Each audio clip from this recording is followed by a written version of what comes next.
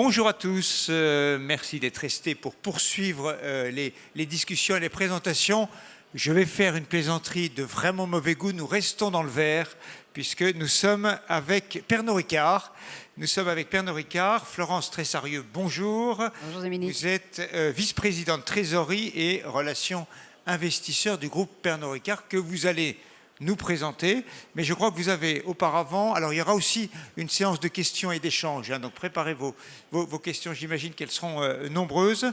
Vous avez une petite vidéo pour nous présenter le portefeuille de vos activités.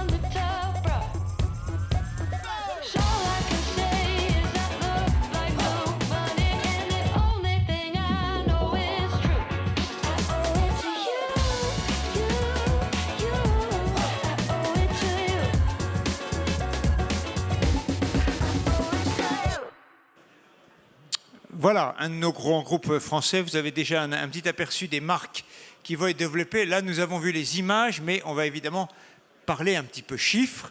Alors, ce qui vous concerne directement, vous, peut-être, c'est le cours de l'action. Il va falloir que Florence le défende. C'est vrai qu'il a un parcours un peu du combattant ces derniers temps, vous le savez. Mais on va peut-être avoir d'abord une présentation des activités du groupe pour nous remettre en mémoire tout ça. Allez-y, Florence. Alors, bonjour à tous, ravi d'être avec vous. Vous avez vu effectivement un certain nombre de nos marques mises en lumière sur leurs activités de l'année dernière. Juste quelques chiffres sur Pernod Ricard. On a un chiffre d'affaires d'à peu près 12 milliards, une marge opérationnelle de presque 27%, beaucoup de marques. On a un portefeuille de plus de 200 marques, dont 18 marques qui font partie du top 100 des premières marques de spiritueux. On a 5 marques milliardaires, donc des marques emblématiques comme Jameson, Absolut, Martell, Chivas ou Ballantyne, qui sont des marques évidemment très connues.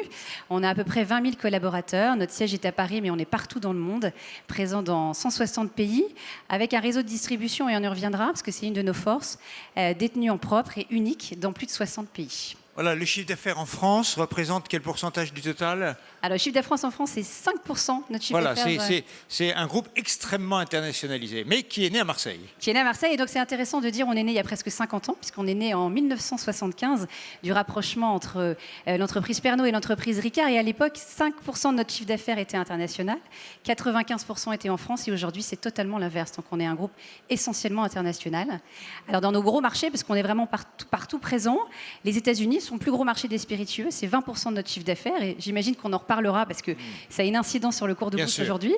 La Chine est un de nos gros marchés, on a à peu près 10% de notre chiffre d'affaires, l'Inde, enfin j'en passe, mais on est vraiment présent partout sur les marchés qui... Donc vous êtes là pour rebondir en fonction de l'évolution de la conjoncture dans les différents marchés. Exactement. Ça, c'est l'entreprise, grand groupe français, bien sûr, chacun le sait. Le marché des boissons. Quel est le marché des boissons? Voilà, où on en est aujourd'hui. C'est vrai qu'on se pose des questions entre les campagnes contre l'alcool un peu partout dans le monde, mais c'est un plaisir, mais jusqu'où? Et puis c'est lié à la conjoncture économique et aussi à la conjoncture, j'allais dire, géopolitique. Quand on parle des droits de douane, vous avez entendu ce matin probablement l'information sur les droits de douane que Donald Trump veut d'ores et déjà instaurer vis-à-vis de ses pays voisins et de la Chine. Vous êtes concerné aussi. Tout à fait. Alors peut-être pour remettre un peu dans le contexte du marché des boissons alcoolisées. Et donc quand on parle de boissons alcoolisées, il y a 3 types de boissons alcoolisées. Il y a la bière, qui en volume est l'essentiel des boissons alcoolisées. C'est à peu près 70% des volumes des boissons alcoolisées. Il y a le vin, qui est à peu près 10%. Et les spiritueux, qui sont les 10 autres pourcents, sachant qu'il y a ensuite du cidre et puis d'autres boissons, mais c'est l'essentiel. Et donc c'est un marché énorme, qui représente plus d'1 trillion en valeur euro, et qui a une croissance stable, d'année après année, d'à peu près 4%. Après, on essaie de positionner Pernod Ricard dans son marché. Le marché des spiritueux, c'est à peu près 40% du marché des boissons alcoolisées. Et quand on parle de spiritueux, on parle de tout type de spiritueux. Il y a les spiritueux qu'on connaît en France, mais il y a beaucoup de spiritueux traditionnels.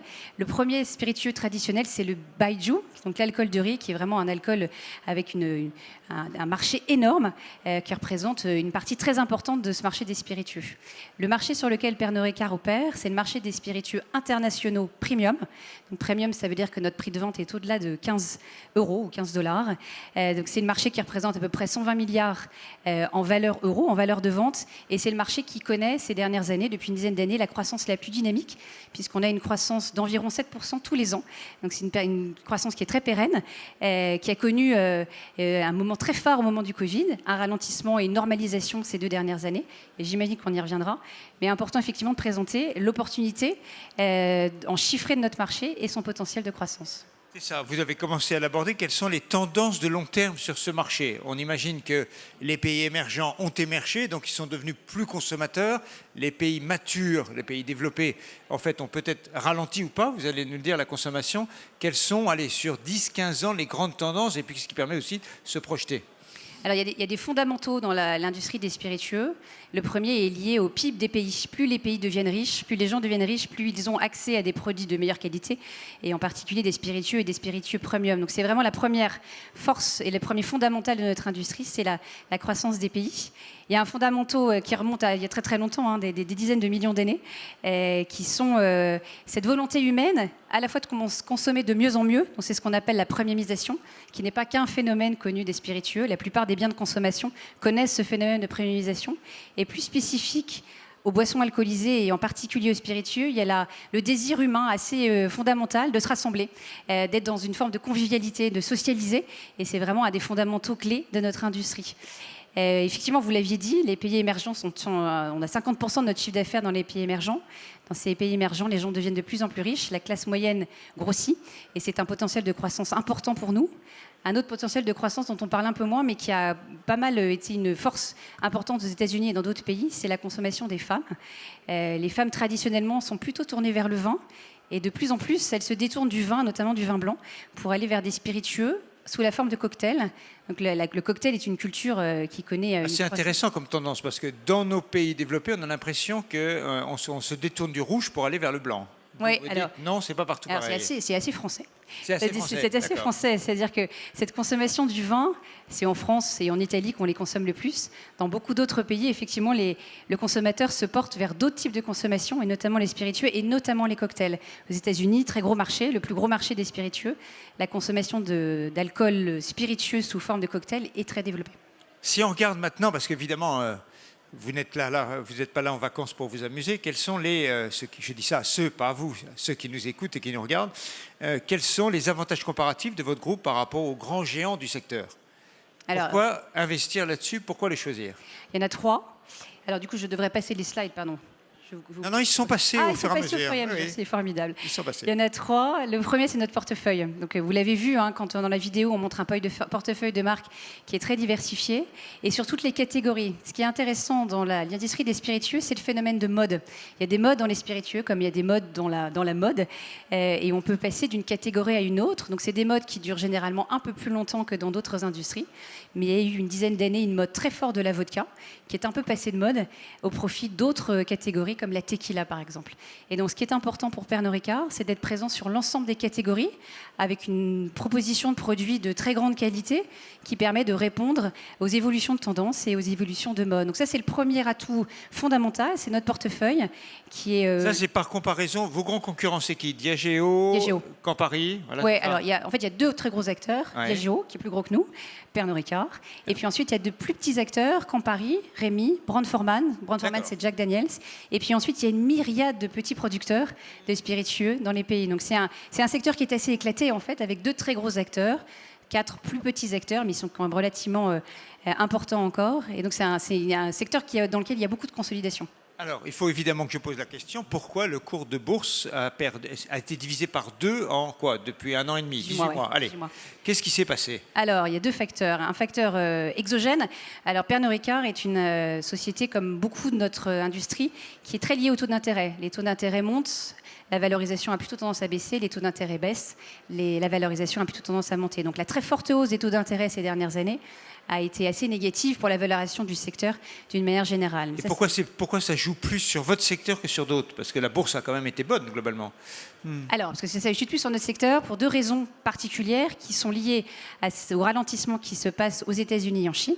Donc, on connaît depuis 18 mois un ralentissement aux États-Unis et en Chine pour des raisons très différentes, et je peux effectivement expliquer pourquoi, qui ne représentent dans notre chiffre d'affaires que 30%, mais qui sont un point de focus extrêmement fort de la communauté financière, notamment aux États-Unis, parce qu'il y a énormément de chiffres qui sortent sur la consommation d'alcool aux États-Unis, et donc notamment les analystes financiers ont beaucoup de chiffres à disposition pour se faire une idée. L'absence de visibilité sur ces 2 marchés, encore une fois pour des raisons très différentes, sont une des explications de ce parcours boursier effectivement assez chaotique ces 18 derniers mois. Est-ce que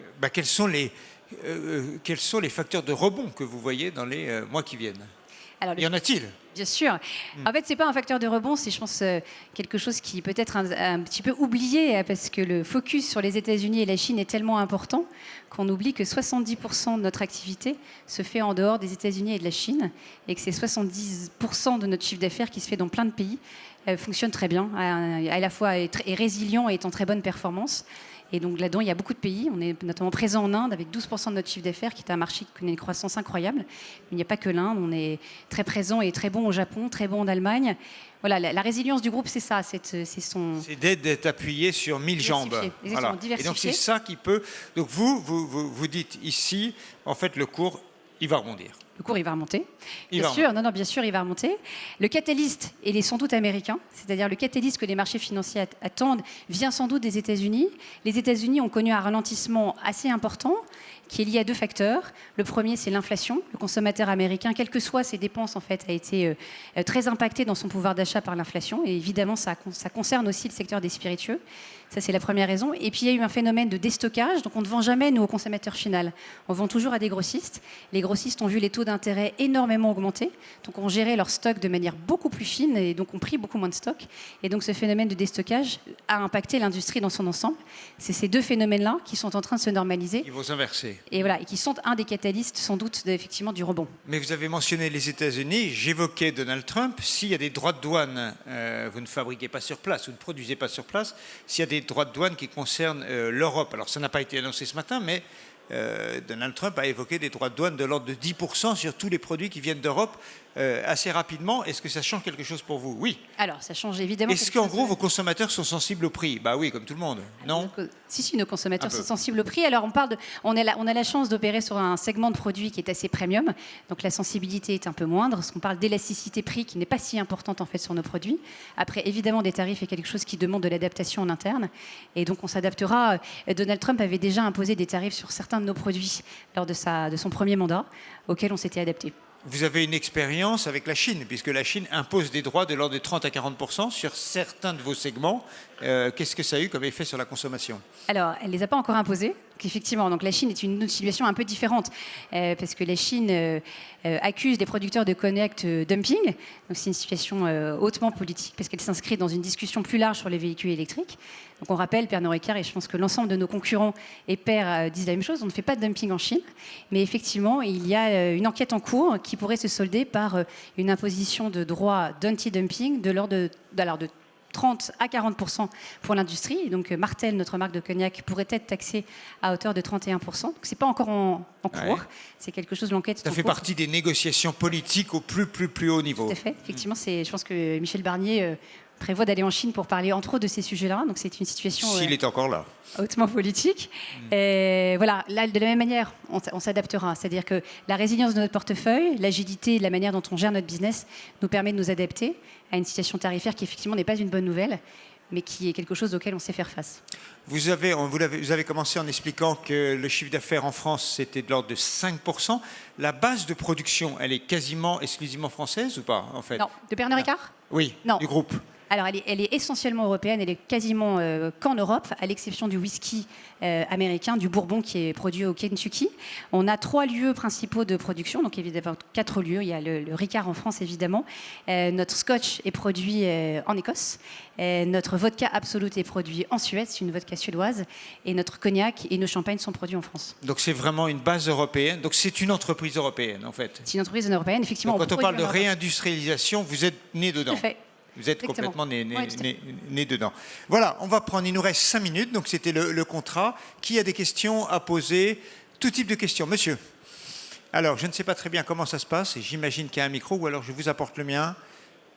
Je vois quelqu'un qui est en train de courir. Non, c'est pas ça. Eh bien, je vous apporte. Rapprochez-vous pour que je... Ah ben voilà. Est-ce qu'il y a d'autres mains qui se lèvent pour que je fasse une petite fiche d'identité pour savoir qui a envie? Non. Bon, ben vous avez tout votre temps pour poser une question. Allez-y. Bonjour, merci pour la présentation. Moi, j'avais une petite question. Vous aviez parlé de l'Inde. Je crois, de ce que j'ai cru entendre, que vous avez des soucis avec votre licence en Inde, à New Delhi. Qu'en est-il de l'avancement justement sur cette résolution pour la licence en Inde? Et par rapport à la Chine, vous avez dit qu'on est plutôt sur la baisse est plutôt issue du cycle conjoncturel, on va dire. Quand est-ce que pensez-vous qu'il y aura peut-être une relance en Chine aussi? Voilà, merci. Alors, je commence merci pour votre question. Je commence peut-être par l'Inde. Ça me donne l'occasion aussi de parler peut-être un petit peu plus de l'Inde. En effet, on a perdu notre licence pour opérer à Delhi et on est toujours en négociation pour la récupérer. Donc cette perte de licence ne se voit plus dans nos chiffres parce que du coup, ça fait quand même presque 18 mois maintenant qu'on l'a perdue et c'est un processus assez long. Peut-être un petit focus sur l'Inde. Donc l'Inde, c'est 12% de notre chiffre d'affaires, c'est notre 2e plus gros marché. En Inde, on est présent depuis 30 ans et l'Inde est un pays formidable avec un potentiel de croissance extraordinaire, mais c'est un pays dans lequel il est assez difficile de faire du business puisqu'on produit notre whisky en Inde et qu'on le produit dans chacun des États. Et donc ce genre de situation se produit de temps en temps. Donc c'est un marché avec d'énormes opportunités, mais dans lequel il faut être bien ancré. Mais énormément de bureaucratie aussi. Pas mal de bureaucratie et pas mal de difficultés effectivement pour opérer. Mais voilà, notre positionnement effectivement, notre présence depuis 30 ans, notre part de marché, on a pratiquement 45% de part de marché en Inde. Et évidemment un motif de fierté et puis un motif de potentiel de croissance très important. Sur la Chine, exactement, la situation n'est pas liée aux droits tarifaires, qui serait évidemment pas une bonne nouvelle sur une situation déjà assez compliquée. Elle est très compliquée par l'environnement macroéconomique. Je pense que la plupart des sociétés qui opèrent, notamment dans les biens de consommation en Chine, disent la même chose. En fait, c'est pas tellement que les gens n'ont pas d'argent, c'est que les gens n'ont peu de confiance en fait dans l'avenir. Vous connaissez ça aussi bien que moi, crise immobilière, chômage important des jeunes, donc les gens consomment moins et donc consomment moins des produits relativement chers. Effectivement, on est sur des produits de luxe en Chine, puisqu'on vend essentiellement du cognac. Alors c'est difficile de savoir, j'ai pas de boule de cristal. J'aimerais vous dire quand tout ça va revenir dans l'ordre. On regarde avec pas mal d'intérêt les stimulus qui sont annoncés par la Chine. Elles n'ont pas aujourd'hui encore énormément d'effets. Alors elles ont des petits effets quand elles sont annoncées, mais c'est pas quelque chose qu'on voit très pérenne encore aujourd'hui. Ça ne ruisselle pas complètement auprès du consommateur, mais c'est quelque chose effectivement qu'on regarde. Donc je rappelle les chiffres aussi parce chez Pernod Ricard, on pense que la Chine est un poids extrêmement important dans le chiffre d'affaires. Ce n'est que 10%, c'est un marché qui est très important pour nous, c'est un marché qui est très profitable, mais c'est un marché qui ne représente que 10%. Donc la résilience du groupe est aussi dans le fait qu'on a d'autres marchés qui nous permettent de compenser. Y a-t-il d'autres questions? Oui, monsieur. Bonjour, j'ai une question. Depuis quelques années, on voit de plus en plus des spiritueux sans alcool, vins sans alcool. C'est quand même assez marginal, mais on ne sait pas où ça va mener. Est-ce que chez Pernod Ricard, est-ce que ça vous intéresse et vous avez une initiative de vous lancer dans ce marché, par exemple avec un spiritueux sans alcool? Merci pour votre question. Très bonne question très pertinente. Et on est déjà effectivement présent dans ce marché qui est un petit marché aujourd'hui, qui représente moins d'1% de notre chiffre d'affaires. Mais on a plusieurs marques. On a par exemple en France Suze Zéro, qui est une proposition sans alcool. On a un gin sans alcool qui s'appelle Cedars. Et on a annoncé il y a quelques mois un partenariat avec Lewis Hamilton pour une tequila sans alcool. C'est pour nous une offre, ça nous permet de diversifier notre offre pour des personnes qui n'ont pas forcément envie de boire, c'est-à-dire que de l'alcool.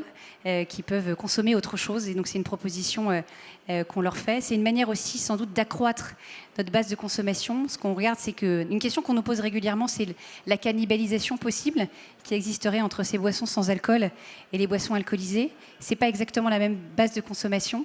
Les consommateurs qui se tournent vers des boissons sans alcool, donc spiritueux sans alcool, sont souvent des consommateurs qui avant buvaient des soft drinks. Donc souvent, plutôt que de prendre un Coca-Cola, on prend un gin sans alcool. On n'est pas persuadé que c'est un marché qui va représenter un chiffre très important de notre chiffre d'affaires, mais c'est important pour nous effectivement de le développer. C'est un marché c'est des produits qui sont assez difficiles à stabiliser, parce qu'évidemment l'alcool est un gros stabilisateur, c'est un produit qui ne périme pas. Un produit sans alcool, ça périme. Donc c'est de la recherche et développement relativement intense, qui est quelque chose d'assez nouveau pour nous, mais c'est quelque chose évidemment qu'on explore. Peut-être un mot pour finir sur la structure de votre actionnariat. Comment est-il réparti? Alors, 15% de l'actionnariat à peu près est détenu par la SA Paul Ricard, donc la famille Ricard. Et donc, on a à notre tête le petit-fils du fondateur, Alexandre Ricard, qui était aux commandes du groupe depuis 10 ans. Et ensuite, c'est du flottant, hein, donc 85% du groupe est flottant, avec une proportion assez importante d'actionnaires américains, donc des fonds de pension, des asset managers, donc effectivement les actionnaires que tout le monde connaît, qui se représentent à peu près 40-45% de notre actionnariat, une partie importante en Angleterre, en France, et puis ensuite répartie de par le monde. Pas d'autres questions? Rentrée, dernier? Non. Merci à vous. Merci Florence. Merci Florence Tressarieux de nous avoir écoutés. Merci à vous.